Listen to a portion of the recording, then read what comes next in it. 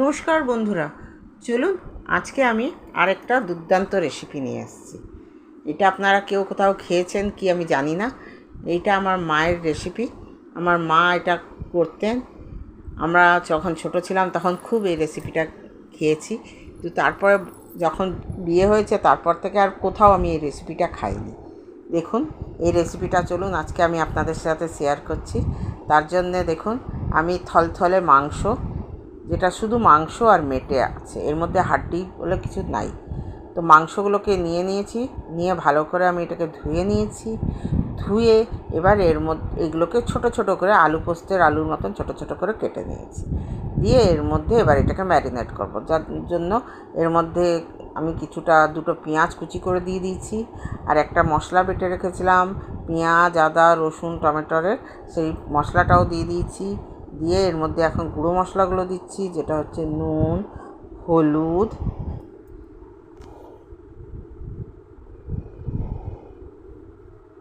কাশ্মীরি লাল লঙ্কা গুঁড়ো,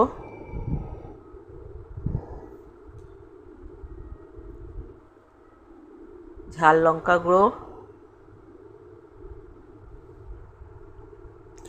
আর জিরে গুঁড়ো, আর কিছুটা সর্ষের তেল। সর্ষের তেলটা আমি স্কিপ করে গেছি, আপনাদেরকে দেখাতে পারিনি।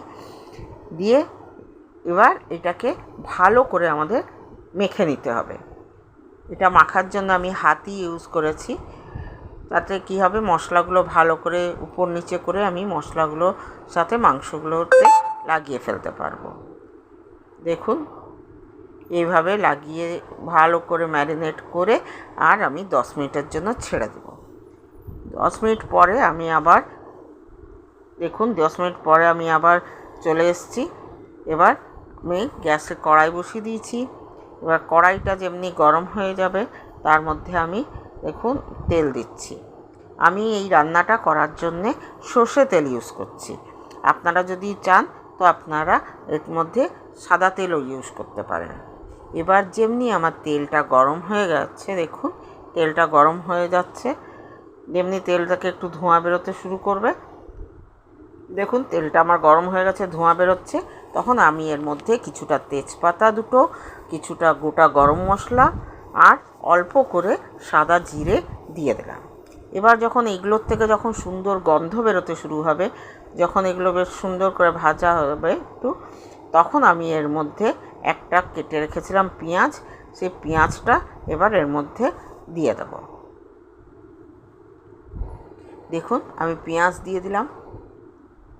পেঁয়াজটা কিন্তু আমাদের বেশি লাল করে ভাজতে হবে না, এটা হালকা ব্রাউন গোল্ডেন মানে কি বলবো, হালকা ভাজা টাইপের হয়ে গেলে আমরা এটাতে অত মানে লাল করে বেরেস্তার মতন করে ভাজতে হবে না এটাকে আমাদের। দেখুন আমার এই রকম ভাজা হয়ে গেছে, আরেকটু ভাজা হলে তারপরে আমি গোল্ডেন কালার এসে গেছে দেখুন এটাতে। এবার আমি আস্তে করে এর মধ্যে ম্যারিনেট করা মাংসগুলো দিয়ে দেবো।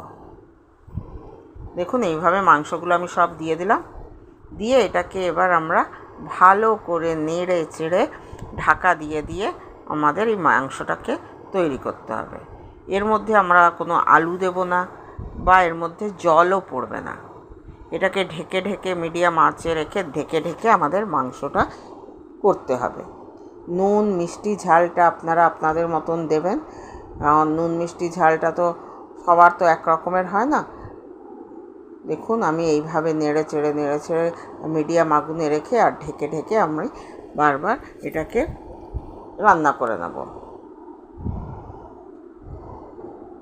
দেখুন এইভাবে ঢাকা দিয়ে আমি এটাকে রান্না করছি। এটা রান্না করতে যখন আমাদের পুরো জলটা শুকিয়ে যাবে, তখন এর মধ্যে আমরা আলাদা একটা মানে যেটা এই মাংসটা তৈরি করার জন্য যেটা আমাদের সবথেকে বেশি দরকার, সেই ইনগ্রিডিয়েন্টসটা আমরা এর মধ্যে দেবো, যার জন্য মাংসটার স্বাদটা আলাদা হয়ে যাবে। দেখুন আমার এর মধ্যে জলটা টেনে গেছে। এবার এর মধ্যে হচ্ছে সেই ইনগ্রিডিয়েন্টসটা হচ্ছে নারকেল। দেখুন আমি নারকেলটাকে গুঁড়ো করিনি, মানে কুড়িয়ে নিতে হয়। আমার নারকেলটা খোলা শুদ্ধ বেরিয়ে গেছিলো বলে আমি মিক্সিতে খালি মানে একদম পেস্ট করে দিইনি, দেখুন ঝুরঝুরা টাইপের হয়, যেমনি কুড়ালে পরে হয় সেইভাবে করে দিয়ে নিয়েছি। দিয়ে এবার এটাকে ভালো করে মিক্স করে দিতে হবে মাংসের সাথে। ভালো করে মাংসের সাথে মিক্স করে যেটুকুও জল আছে মাংসতে সেটাও আমাদের শুকিয়ে দিতে হবে। দেখুন এইভাবে পুরো মাংসতে আমি উপর নিচে করে মিলিয়ে দিচ্ছি। বন্ধুরা, আপনাদের যদি আমার এই রেসিপিটা ভালো লাগে তো লাইক করবেন, কমেন্ট করবেন, শেয়ার করবেন। আর আমার যদি আপনারা ফেসবুক থেকে দেখছেন তো পেজটিকে ফলো করে দেবেন, আর যদি ইউটিউব থেকে দেখছেন তো সাবস্ক্রাইব করে দেবেন। আর যদি আমার রেসিপিগুলো আপনাদের ভালো লাগে তো আমার পেজটিকে ফলো করে রাখবেন, তাতে পরবর্তী রেসিপিগুলো পেতে আপনাদের কোনো অসুবিধা হবে না। দেখুন এটাকে নাড়তে চাড়তে আমি কিছুটা গরম মশলা বেটে রেখেছিলাম, সেই আটা গরম মশলাটা দিয়ে দিলাম। এবার ঠিক নামাবার আগে দিয়ে একটু ঘি দিয়ে নাড়িয়ে চাড়িয়ে আমরা এটাকে পুরো শুকনো করে নামিয়ে নেব। দেখুন আমার রেসিপিটা তৈরি হয়ে গেছে। বন্ধুরা, আপনারা অবশ্যই এটা বাড়িতে একবার বানিয়ে দেখবেন। আপনারা কে কোথার থেকে দেখছেন সেটা আমাকে জানাবেন। আমার রেসিপিগুলো আপনাদের কেমন লাগছে না লাগছে সেটাও জানাবেন। তাতে আমি আপনারা কিভাবে বানান না বানান সব কিছু আমাকে জানাবেন। দেখুন আমি আমার মাংসটা নামিয়ে ফেলেছি, আমার মাংসটা তৈরি হয়ে গেছে। একবার অবশ্যই আপনারা এটা বাড়িতে বানিয়ে দেখবেন, খেয়ে জানাবেন আমাকে কেমন লাগলো না লাগলো। চলুন বন্ধুরা, আজকের দিনের মতো আসছি। সবাই ভালো থাকবেন, সুস্থ থাকবেন।